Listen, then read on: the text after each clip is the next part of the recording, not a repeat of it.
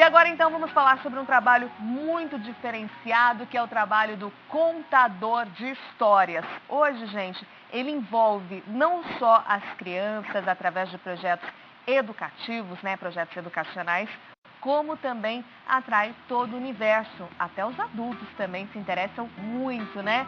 E saber contar uma boa história. Como é que esse universo todo funciona, né? Inclusive tem publicações aí que a gente está observando já na nossa tela.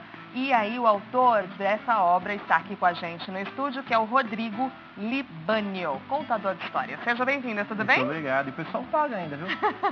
Pois é, ainda paga, né? Conta história. Paga para contar a história. É verdade. Bom, eu estava vendo aqui um pouquinho do seu trabalho e, na verdade, toda essa história de contar histórias veio de um impulso através da sua mãe, né? Isso. Você aprendeu a contar histórias pela sua mãe, né? Como é que foi isso? Você foi desenvolvendo tudo isso? Ela alfabetizou eu e meu irmão contando histórias. Sim. Ela fez ela é professora, pedagoga, fez magistério no Caetano de Campos de São Paulo, na década de 70, na época da ditadura.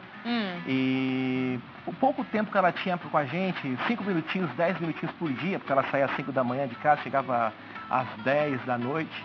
Ela ficava 2 horas no ônibus para ir, 2 para voltar. Então ela alfabetizou o motorista, alfabetizou o cobrador, porque ela ficava muito tempo dentro do ônibus.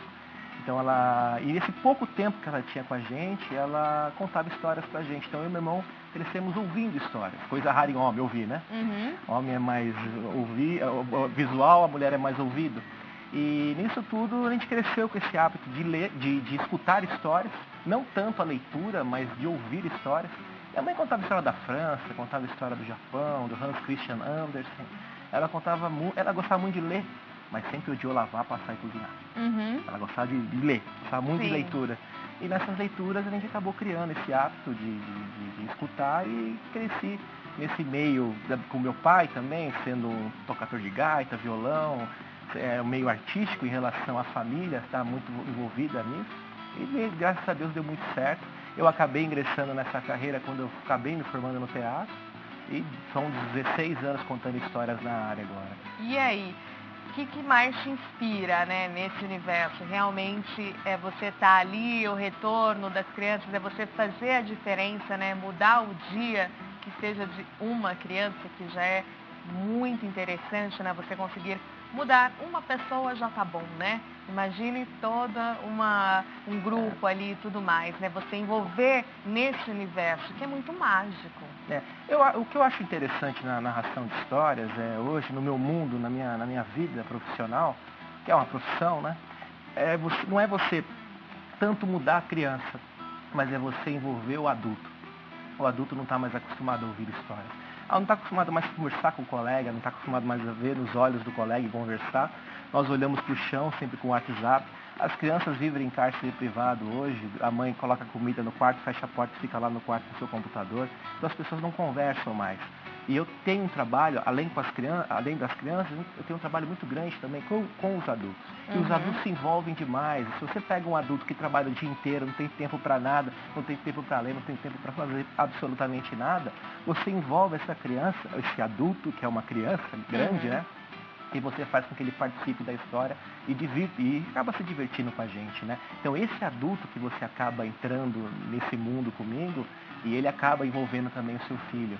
E os pais hoje dificilmente leem para os filhos, né? Porque a criança está ali. A criança está totalmente à vontade de querer brincar de bolinha de gude, peão, taco, brincar de futebol na rua. E são coisas que a gente não faz mais. Não faz porque os pais não fazem mais isso com eles. Na escola dificilmente você acaba fazendo isso. E até existem hoje linhas de estudo e de pesquisa justamente falando isso que você mencionou. Que, na verdade, muitas vezes a escola, né, a própria escola, não estimula o nosso lado da criatividade. Escolas, aproveitem aí, tem as aulas extras, tem as aulas extracurriculares.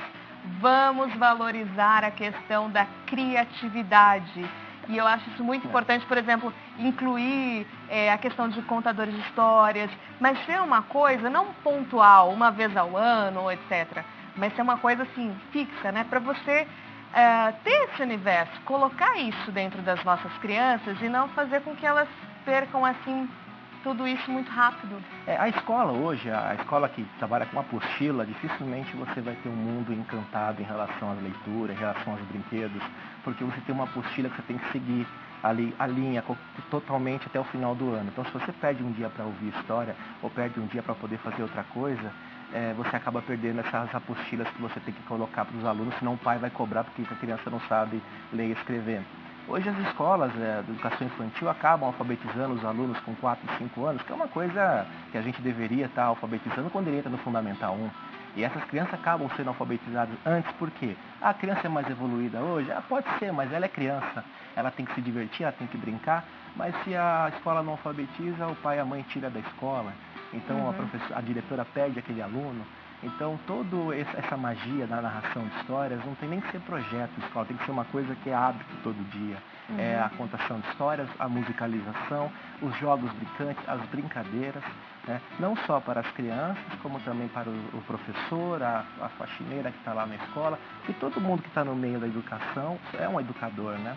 Nós somos educadores, não somos mais professores, educamos a família toda hoje, né? Uma comunidade inteira, né? Com certeza. Vou falar um pouquinho aqui sobre as suas obras, né? Seus livros, e todo esse trabalho fez com que você desenvolvesse, então, esses livros. Começamos aqui a falar desse que você cita, Os Avós, é isso, né? O primeiro livro ele se chama Eu Gosto Muito da Minha Avó é muito legal, eu gosto muito dela, é o título, coube na capa.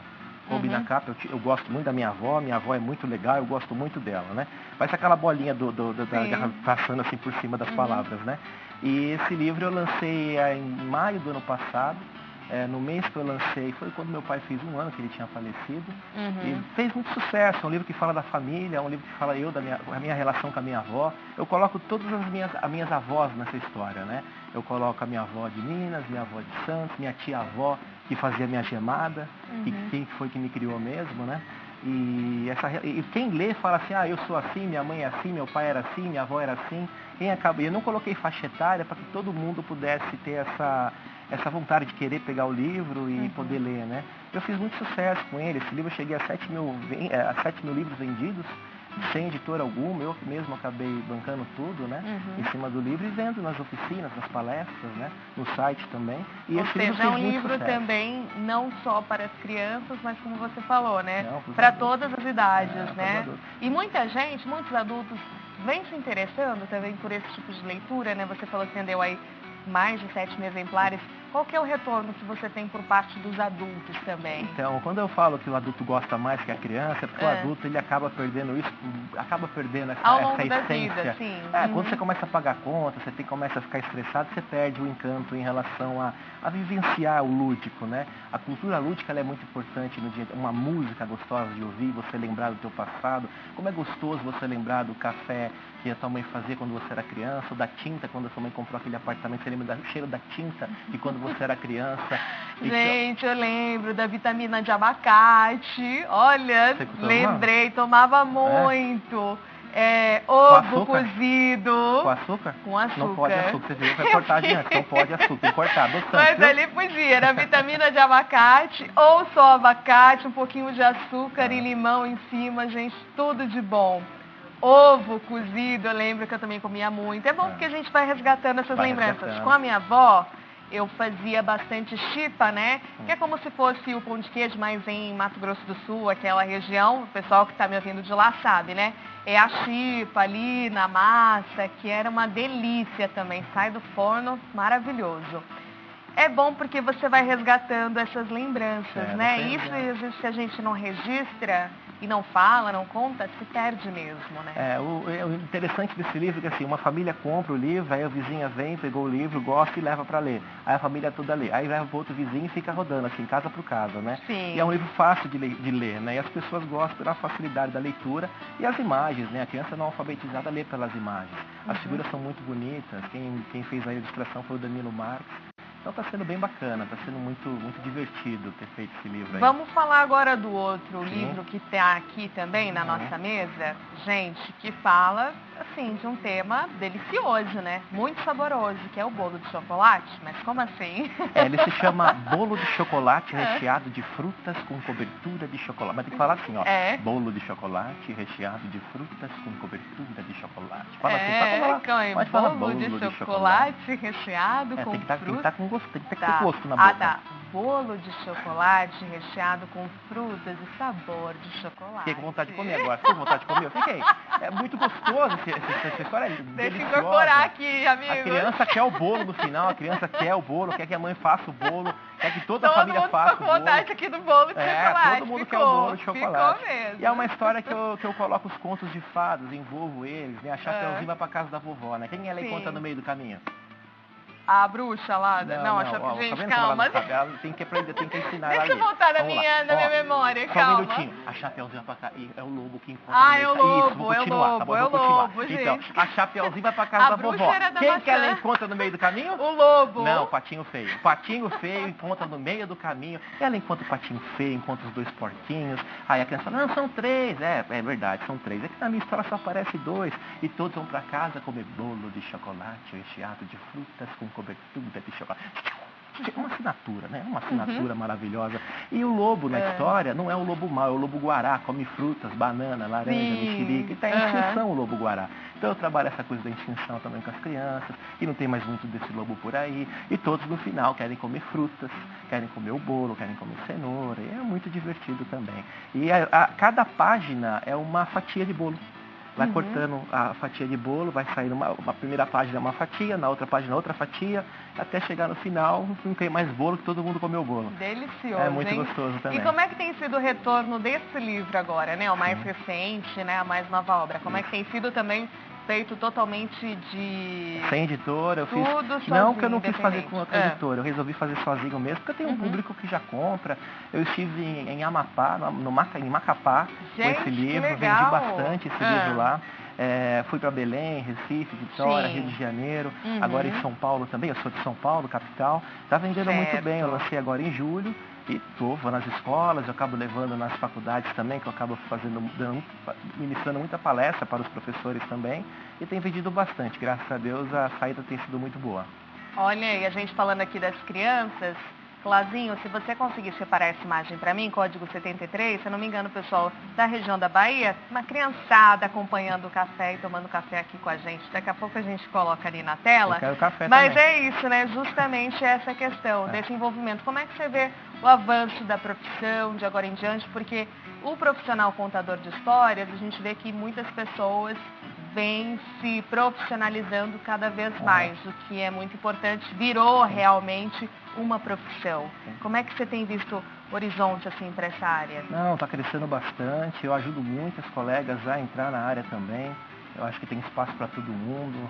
Eu até brinco, ninguém tem que ficar no buraco da fechadura para ver o outro, né? Todo mundo tem que se ajudar. Sim. E eu tenho um grupo muito grande que eu acabo dando muita força, muitos professores que querem se tornar um contador de histórias profissionalmente, muitos que querem aprender a contar história para os seus alunos na sala de aula, porque às vezes tem medo do ridículo, medo de se expor.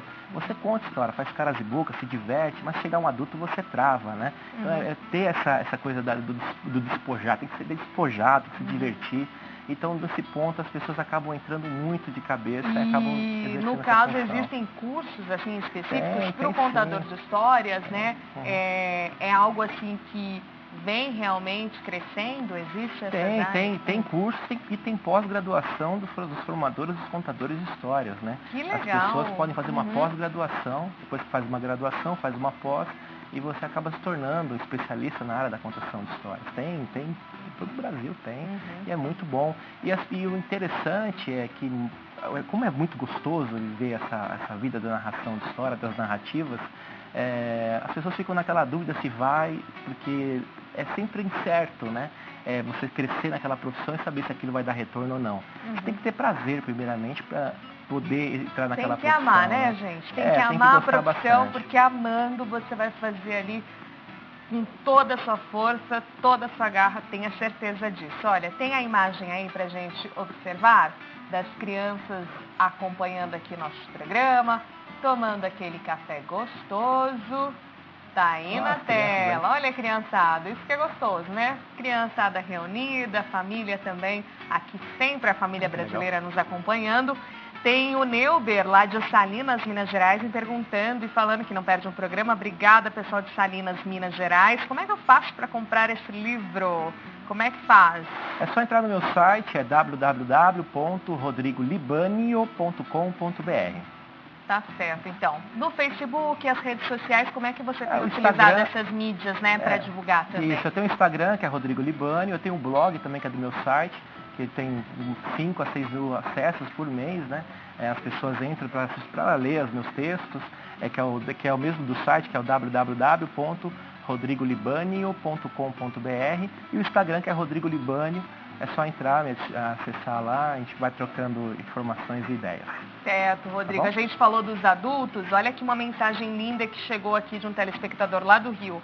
Renata, as histórias nos levam para uma viagem mágica. Incrível como esse universo nos pega só em ouvir. Já estamos sendo transportados para o mundo da imaginação. Parabéns. Tá aí, então. É isso, são os adultos também, né? Envolvidos.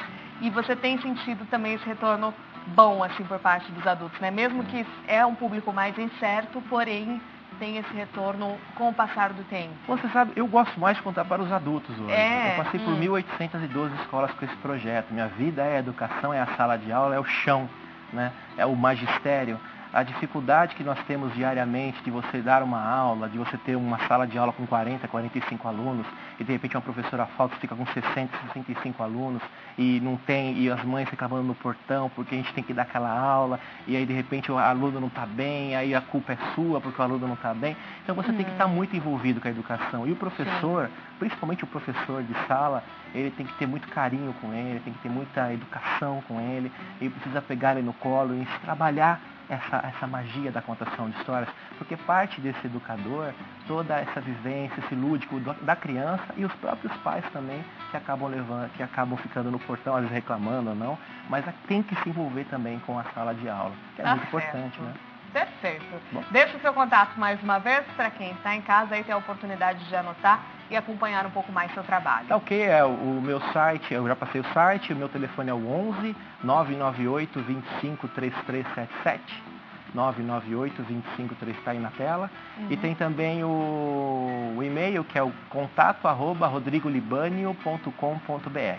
Tá bom. Tá, okay? Obrigada. Continue contando histórias boas, Obrigado, envolvendo todo mundo nesse universo mágico.